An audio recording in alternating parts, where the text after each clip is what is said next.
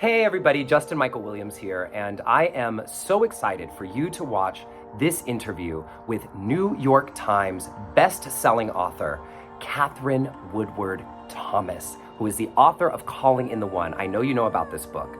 And in this video, she is teaching us how to transform your love identity. This will change everything for you. Whether you are already in a relationship and wanting to deepen your connection and vulnerability and intimacy, or if you are trying to find your soulmate, if you're trying to call in the one, this video will transform everything. This is a real gift to get this experience. Great. So let's have you all close your eyes if you feel that you're in a safe place to do so. If not, keep your eyes open. And just begin by taking a nice deep breath as though you could breathe all the way down into your hips. Moving into a place of deep listening and receptivity, reverence and gratitude, the source of all joy. And I'm just inviting you to begin actually by connecting with the part of you that is holding wisdom. The part of you that has access to power and perspective. The part of you that is holding resilience and strength. Just connecting with the you that has been efforting your own healing and development for years by now. Growing your capacities, reaching toward the light. All inside of this deep inner recognition that you are indeed worthy of love, that you do indeed belong to all of life, that you have been born into an experience of where you are destined to be connected and where you are inspired and encouraged and held in the light of love, always given a way to move forward and expand into the fullness of who you came here to be. So turning your full attention to this part of yourself, breathing this part of yourself down through your legs, out through the bottoms of the floor, out through the bottoms of your feet, down into the floor, and out to the edges of the room, just taking up space with this healthy, higher self. This part of you that has access to wisdom beyond your years. And from here, I invite you to now connect with the emotional experience that happens for you when your pattern in love that has been chronically disappointing and difficult, whether you're in a relationship or you're not in a relationship. This is just as valid for those of you who are already in a relationship.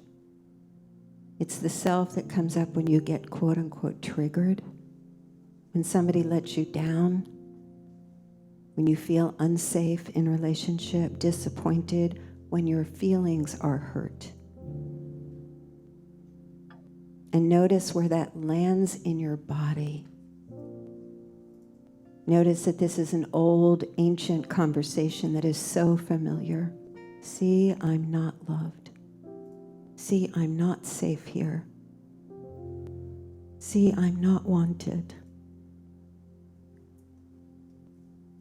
And see if you can actually give that part of yourself the opportunity to name itself as an I am, or an I'm not, or I don't matter, I'm not enough, I'm all alone.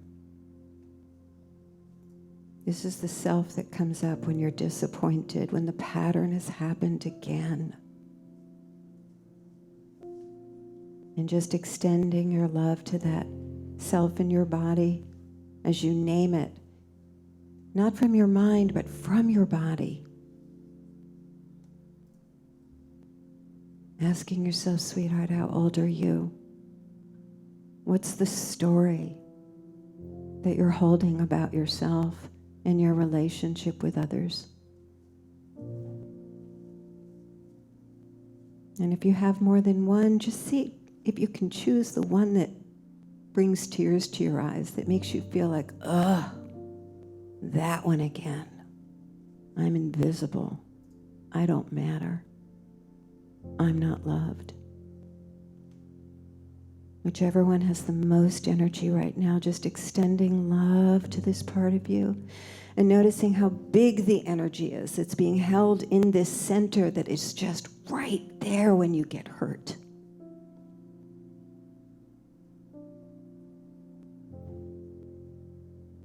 And when you're ready, you can just open your eyes for a moment and shake it out. Just shake it out.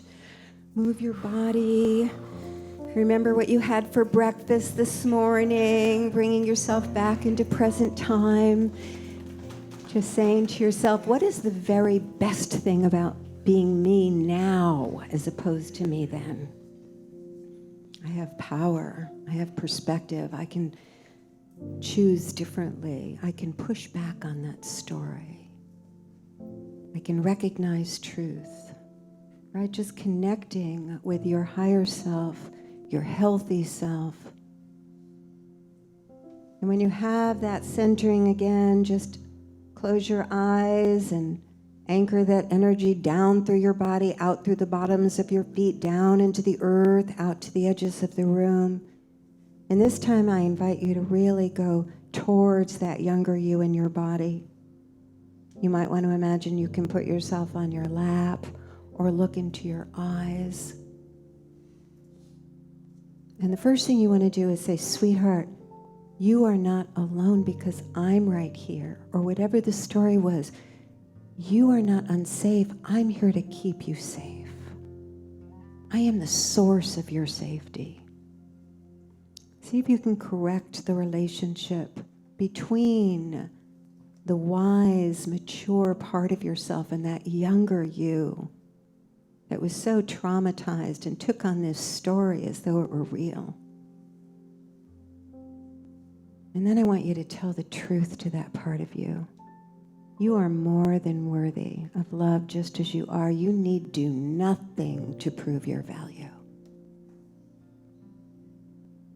Your feelings and needs matter. They matter to me, and it's appropriate for you to expect them to matter to others that you let into your life. You are wanted by all of life. All of life conspired to get you here in spite of your ambivalent mother.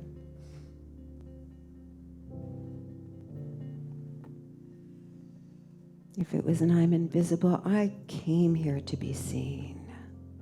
It is my destiny to have an impact, to be visible in this world. Speak words of truth and own them in your body from the center that is deeper and wider, and send love to that younger you. And see if you can create a power statement that really anchors you in the deeper truth of your own worthiness, of your own inherent sense of belonging. And if you don't know how to show up in a way that would be consistent with that, just say to yourself, I have the power to learn how to keep myself safe. I have the power to learn how to create loving relationships that are deep and real and true. I have that power. And when you're ready, you can open your eyes.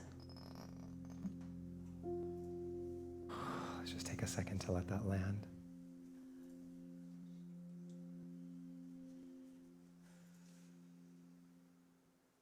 So when you're centered in that younger, tender, wounded self, you will show up in ways that tend to generate evidence for that story. And it will happen outside of conscious awareness because we are the creators.